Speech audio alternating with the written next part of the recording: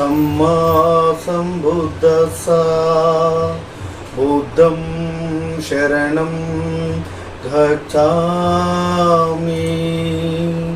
धम्मं शरणं गच्छामि संघं शरणं गच्छामि।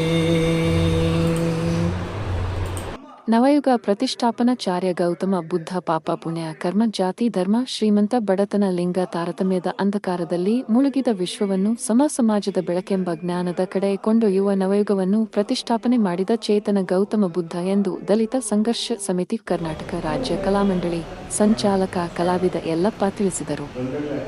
ಬಂಗಾರಪೇಟೆ ಪಟ್ಟಣದ ಅಂಬೇಡ್ಕರ್ ಭವನದಲ್ಲಿ ಆಯೋಜಿಸಲಾಗಿದ್ದ ಬುದ್ಧ ಜಯಂತಿ ಕಾರ್ಯಕ್ರಮದಲ್ಲಿ ಭಾಗವಹಿಸಿ ಮಾತನಾಡಿದ ಅವರು, ನೇಪಾಳದ ಲುಂಬಿನಿಯಲ್ಲಿ ರಾಜಕುಮಾರನಾಗಿ ಜನಿಸಿದ ಸಿದ್ಧಾರ್ಥ ತದನಂತರ ಮೋಕ್ಷ ಮಾರ್ಗವನ್ನು ಪಡೆಯಲು ಸುದೀರ್ಘ ತಪಸ್ಸನ್ನು ಮಾಡಿ ಬೋಧಿ ವೃಕ್ಷದ ನೆರಳಿನಲ್ಲಿ ಜ್ಞಾನೋದಯ ಪಡೆದು ಬುದ್ಧನಾಗಿ ಜಗತ್ತಿಗೆ ಬೆಳಕನ್ನು ಚೆಲ್ಲಿದನು ಎಂದರು. ಧಮ್ಮ ಎಂದರೆ ಪದವಲ್ಲ, ಅದು ಪ್ರಕೃತಿಯ ನಿಯಮ ಮತ್ತು ತಾಯಿಯ ಮಮತೆಯ ಕರುಳಿದ್ದಂತೆ ಮಾನವನು ಮಾಡುವ ಪಾಪ ಪುಣ್ಯ ಕರ್ಮ ದುರಾಸೆ ದೌರ್ಜನ್ಯಗಳೆಲ್ಲವನ್ನೂ ತನ್ನ ಒಡಲಿನಲ್ಲಿ ಕೂದಿಟ್ಟು ಪ್ರೀತಿ ವಿಶ್ವಾಸ ನಂಬಿಕೆ ಭ್ರಾತೃತ್ವ ಕರುಣಾಶೀಲ ತತ್ವಗಳನ್ನು ಜಗತ್ತಿಗೆ ಸಾರುವ ಸಂದೇಶದ ಮಹಾನ್ ಸಾಗರವಿದ್ದಂತೆ ಪ್ರತಿಯೊಂದು ಧರ್ಮದ ಮೂಲ ಆಶಯ ಮಾನವೀಯ ಮೌಲ್ಯಗಳನ್ನು ಕ್ರೋಢೀಕರಿಸಿ ವಿಶ್ವಕ್ಕೆ ಸಮಾಜ ನಿರ್ಮಾಣ ಮಾಡುವುದಾಗಿದೆ. ವಿಪರ್ಯಾಸ ಅನಾದಿ ಕಾಲದಿಂದಲೂ ಧರ್ಮದ ನೈಜ ತತ್ವವನ್ನು ಮರೆತು ಅದರ ವಿರುದ್ಧ ದಿಕ್ಕಿನಲ್ಲಿ ಸಾಗಿ ಮಾನವ ಸಂಕುಲವನ್ನು ವಿನಾಶದತ್ತ ಕೊಂಡೊಯ್ಯುವ ಷಡ್ಯಂತ್ರ ರೂಪಿಸಿ ಅಶಾಂತಿ ಸೃಷ್ಟಿಸುತ್ತಿರುವುದು ಸಮಂಜಸವಲ್ಲ ಎಂದರು. ಧಮ್ಮ ಅಂದ್ರೆ ಏನು? ಆ ಧಮ್ಮ ಅನ್ನುವುದು ನಾವೆಲ್ಲರೂ ಕೂಡ ಒಂದು ತಾಯಿ ಹೃದಯದ ನೈತಿಕ ಮೌಲ್ಯ ಅಂದ್ರೆ ಒಂದು ಶೀಲ. ಧಮ್ಮ ಅನ್ನೋದು ಒಂದು ಪ್ರಕೃತಿ, ಆ ಪ್ರಕೃತಿ ನಿಯಮದ ಒಂದು ಸತ್ಯ. ಇವತ್ತು ಭಾರತ ದೇಶದಲ್ಲಿ ಇಡೀ 140 ಕೋಟಿ ಜನಸಂಖ್ಯೆಯನ್ನ ನಿಯಂತ್ರಿಸುವ ಮತ್ತು ಕಾಪಾಡುವ ಮತ್ತು ಎಲ್ಲ ರಕ್ಷಣೆ ಮಾಡುವಂತ ಒಂದು ಭವ್ಯವಾದ ಒಂದು ನಿಮಗೆ ಏನಾದರೂ ಒಂದು ಇದೆ ಅಂತಂದ್ರೆ ಅದು ಒಂದು ಸಂವಿಧಾನ. ಆ ಸಂವಿಧಾನ ಯಾರಿಗೋ ಸಂವಿಧಾನ ಅಡಿಯಲ್ಲಿ ಇವತ್ತು ಯಾರಾದರೂ ಒಂದು ತಪ್ಪು ಮಾಡಿದ್ರೆ ಆ ಒಂದು ಸಂವಿಧಾನ ಮುಖಾಂತರ ಅವರಿಗೆ ಕಠಿಣ ಶಿಕ್ಷೆ ಆಗುತ್ತೆ. ಒಂದು ವೇಳೆ ಕೋರ್ಟ್ ಮೊರೆ ಹೋದ್ರೆ ಕೆಲವೊಂದು ಸಮಯನೂ ಕೂಡ ತಗೋಬಹುದು. ಆದ್ರೆ ಪ್ರಕೃತಿ ಆಗಲ್ಲ. ಪ್ರಕೃತಿ ಒಂದ್ ವೇಳೆ ಮುನ್ಸಿಕೊಂಡ್ರೆ ಅದಕ್ಕೆ ಸಮಯ ಕೂಡ ಸಿಗಲ್ಲ. ಅದು ಯಾವಾಗ ಬೇಕಾದ್ರೂ ಅವ್ರಿಗೆ ಶಿಕ್ಷೆಯನ್ನು ಕೊಡ್ಬೋದು. ಯಾಕಂದ್ರೆ ಪ್ರಕೃತಿಗೆ ಆ ಒಂದು ನೈತಿಕ ಒಂದು ಶಕ್ತಿ ಇದೆ. ಆ ಒಂದು ಪ್ರಕೃತಿಯ ಒಂದು ನಿಯಮ ಮತ್ತು ಒಂದು ಸತ್ಯನೇ ಈ ಒಂದು ಧಮ್ಮ. ಇವತ್ತು ಬೌದ್ಧ ಧಮ್ಮ ಕೂಡ ಆ ಒಂದು ತಳಹದಿಯ ಮೇಲೆ ಕೂಡ ಇವತ್ತು ಬೌದ್ಧ ಧಮ್ಮ ನಿಂತಿರೋದು. ಅದಕ್ಕೆ ಇಡೀ ವಿಶ್ವದ ಅನೇಕ ಮಹಾಜ್ಞಾನಿಗಳು ತತ್ವಜ್ಞಾನಿಗಳು ಅನೇಕ ವಿಚಾರವಂತರು ಸಾಹಿತ್ಯಗಳು ಬರಹಗಾರರು ಒಂದು ಒಳ್ಳೆ ವಿಚಾರದಲ್ಲಿ ಅಕ್ಕ ತಂಗಿ ತಾಯಿ ಇದೆ ಆ ದೃಷ್ಟಿಕೋನದಲ್ಲಿ ತಪ್ಪೇನಿದೆ.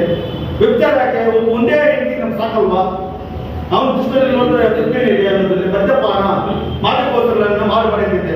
ಆದ್ರೂ ಕೂಡ ನಾವೆಲ್ಲ ಒಂದು ಹತ್ರ ಅವರೆಲ್ಲ ದಾಸರಾಗಿದ್ದೀವಿ, ತೋರಿಸ್ಕೊಂಡಿದ್ದೀವಿ, ಆ ಚರ್ಚೆಯಲ್ಲಿ ನಾವು ಇಟ್ಕೊಂಡಿದ್ದೀವಿ. ಆದ್ರೆ ಮುಂದಿನ ದಿನಗಳಲ್ಲಿ ನಾವೆಲ್ಲರೂ ಕೂಡ ಅಟ್ಲೀಸ್ಟ್ ನಾವು ಅದನ್ನ ಪಾಲನೆ ಮಾಡಕ್ಕಾದ್ರು ಒಂದು ಆ ಒಂದು ನೋಡಿ 3-5 ಪರಿಶೀಲನೆ ಒಂದು ಮುಕ್ಕಾಲು ಭಾಗನ ಪಾಲಿಸಿದ್ದಾದವಾ ನಂತರ ಪೂರ್ತಿ ನಾವು ಪಾಲನೆ ಮಾಡಬೇಕಂದ್ರೆ ಆ ಧರ್ಮದಲ್ಲಿ ನಾವೆಲ್ಲ ಕೂಡ ಅನುಸರಿಸಿಕೊಂಡು ನಾವು ಅನುಭವಿಸಿಕೊಂಡು ಎಲ್ಲ ಕೂಡ ನಾವು ಬಂದಿದ್ವಿ. ಆದ್ರೆ ಬಾಬಾ ಸಾಹೇಬ್ ಅಂಬೇಡ್ಕರ್ ಈ ಒಂದು ಧಮ್ಮದ ವಿಚಾರವಾಗಿ 28 ಒಂದು ತತ್ವಗಳನ್ನ ನಮಗೆಲ್ಲರೂ ಕೂಡ ಆದರ್ಶವಾಗಿ ಬಿಟ್ಟೋಗಿದ್ದಾರೆ. ನಮ್ಗೆ ಕಠಿಣಂತೂ ಅಲ್ಲ, ಎಲ್ಲರೂ ಕೂಡ ಮಾಡ್ತಾ ಇದ್ವಿ. ಆದ್ರೂ ಕೂಡ ಯಾಕೋ ಏನೋ ಗೊತ್ತಿಲ್ಲ, ಯಾವ ಕೂಡ ಬುದ್ಧನ ನಾವು ಒಪ್ಪಲು ತಯಾರಿಲ್ಲ, ಅದನ್ನ ಸ್ವೀಕರಿಸಲು ತಯಾರಿಲ್ಲ, ಅದನ್ನ ಆಚರಣೆ ಮಾಡಲಿಕ್ಕೆ ತಯಾರಿಲ್ಲ. ಯಾಕಂದ್ರೆ ಆ ಒಂದು ಇದರಲ್ಲಿ ಮುಂದಿನಲ್ಲಿ ನಾವೆಲ್ಲರೂ ಕೂಡ ಇದ್ದೀವಿ. ಅದರಿಂದ ನಾವೆಲ್ಲರೂ ಕೂಡ ಆಚೆ ಬರೋಣ. ಮುಂದಿನ ನಮ್ಮ ಮಕ್ಕಳು ನನ್ನ ಸಮುದಾಯ ಅಂದ್ರೆ ಬರೀ SC ಸೀಮಿತ ಅಲ್ಲ. ಬುದ್ಧ ಎಲ್ಲೂ ಕೂಡ SC ಅವರಲ್ಲ. ಅವರು ನಿಮ್ಗೆ ಗೊತ್ತಿದೆ, ಅವರು ಒಬ್ಬ ಚಕ್ರವರ್ತಿಗಳು.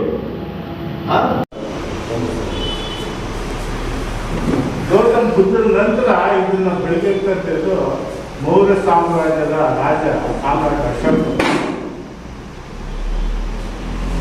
ಸಾಮ್ರಾಟ್ ಅಶೋಕ್ ಯಾವತ್ತು ಅಧಿಕಾರಕ್ಕೆ ಬರ್ತಾರೋ ಅವಾಗ ಇಡೀ ದೇಶಕ್ಕೆ ಈ ಬೌದ್ಧ ಸನ್ಯಾಸಿಗಳನ್ನು ಬೌದ್ಧ ಭಿಕ್ಷುಗಳನ್ನು ಮಾಡಿ ಸ್ವಯಂ ಅಶೋಕನ ಮಗನನ್ನೇ ಬೌದ್ಧ ಸನ್ಯಾಸಿಯಾಗಿ ಮಾಡಿ ಬೌದ್ಧ ಭಿಕ್ಷುವನ್ನು ಮಾಡಿ ಬೌದ್ಧ ಧರ್ಮನ ಪ್ರಚಾರ ಮಾಡಿ ರಾಯಭಾರಿಯಾಗಿ ಬಿಟ್ಟುಕೊಂಡಂತ ಒಂದು ಮಹಾನ್ ನಾಯಕ.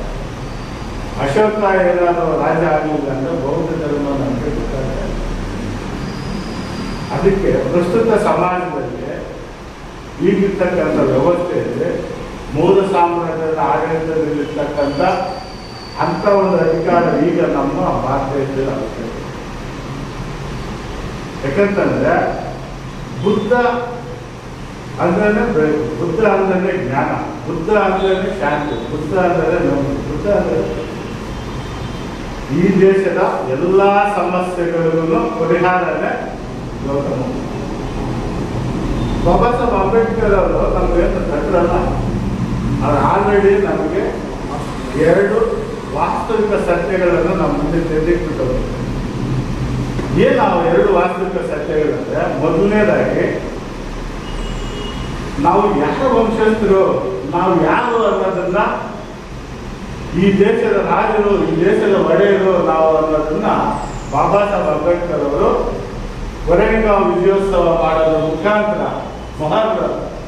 ರಾಜ ವಂಶಸ್ಥರು ನಾವು ಅನ್ನೋದನ್ನ ಬಾಬಾ ಸಾಹೇಬ್ ಅಂಬೇಡ್ಕರ್ ಅವರು ನಮ್ಗೆ ತೋರಿಸಿದ್ರು. ನಾವು ಮೊಘಲ್ ಸಾಮ್ರಾಜ್ಯ ಅಂತ. ಅದಾದ ನಂತರ ನಾವು ಯಾರಂದ್ರೆ ನಮಗೆ ಒಂದು ಸಂಸ್ಕೃತಿ ಇದೆ ಅಂದರೆ ಗೌತಮ ಬುದ್ಧ ಅಂತ. ಇವೆರಡೇ ನಮ್ಮ ಜೀವನದ ಸತ್ಯಗಳು. ಒಂದು ನಮ್ಮ ಇತಿಹಾಸ ವಾರಸತ್ವ, ಎರಡನೇದು ನಮ್ಮ ಬೆಳಕು ಬುದ್ಧ. ನೀ ಧನ್ಯಳಾದೆ ಸಮ್ಮ ಸಂಬೋಧನಾಡೆದು, ಹೇ ಭೂಮಿ ನೀ ಪಾವನಳಾದೆ ಸಮ್ಮ ಸಂಬೋಧನಾಡೆದು, ಹೇ